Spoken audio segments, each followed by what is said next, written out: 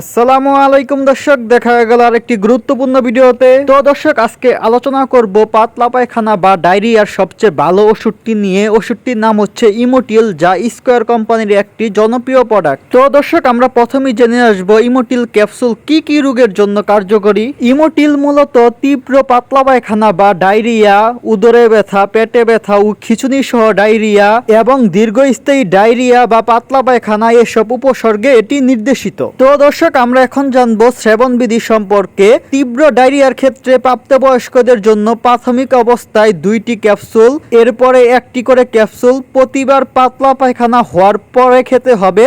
সাধারণত 3 থেকে 4টি ক্যাপসুল প্রতিদিন খেতে হবে, তবে প্রতিদিন 8টি ক্যাপসুলের বেশি খাওয়া যাবে না। অপ্রাপ্তবয়স্ক 9 থেকে 12 বছরের বাচ্চাদের জন্য 1টি করে ক্যাপসুল প্রতিবার পাতলা পায়খানার পর এবং পাতলা পায়খানা না থামা পর্যন্ত চলতে থাকবে, তবে প্রতিদিন 6টি ক্যাপসুলের বেশি খাওয়া যাবে না। অপ্রাপ্তবয়স্ক 5 থেকে 9 বছর বাচ্চাদের জন্য 1টি করে ক্যাপসুল প্রতিবার পাতলা পায়খানার পর এবং পাতলা পায়খানা না থামা পর্যন্ত চলতে থাকবে, তবে প্রতিদিন 4টি ক্যাপসুলের বেশি খাওয়া যাবে না। তো দর্শক, আমরা এখন জানবো ইমোটিল ক্যাপসুলের পার্শ্ব প্রতিক্রিয়া সম্পর্কে। তলপেটে ব্যথা, পরিপাকতন্ত্রে অস্বস্তি, মুখ শুকিয়ে যাওয়া, মাথা ঘোরা, অবসাদ এবং ত্বকে লালচে ভাব এসব পার্শ্ব প্রতিক্রিয়া দেখা দিতে পারে। গর্ভাবস্থা বা স্তন্যদানকালীন মায়েদের ক্ষেত্রে এই ওষুধটি খাওয়া উচিত নয়, তবে চিকিৎসকের পরামর্শ নিয়ে তারপর এই ওষুধটি খাওয়া যেতে পারে। সতর্কতা: মাত্রা অতিরিক্ত ইমোটিল খেলে কোষ্ঠকাঠিন্য, কেন্দ্রীয় স্নায়বিক দুর্বলতা ও বমি বমি ভাব দেখা দিতে পারে,